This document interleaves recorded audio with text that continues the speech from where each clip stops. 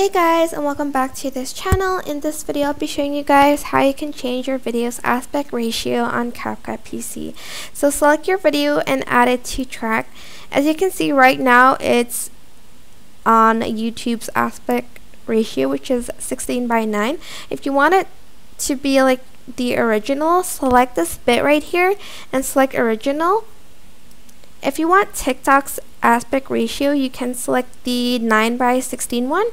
You can either scale it up or like add a background, so you can either scale it or go to canvas, so scroll down and add in like either a blur or a color or even like these backgrounds in style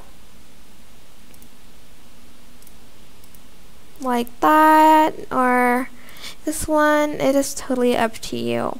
Now you can also change it to Instagram's aspect ratio, which is 1:1, and there's just a lot that you can choose from.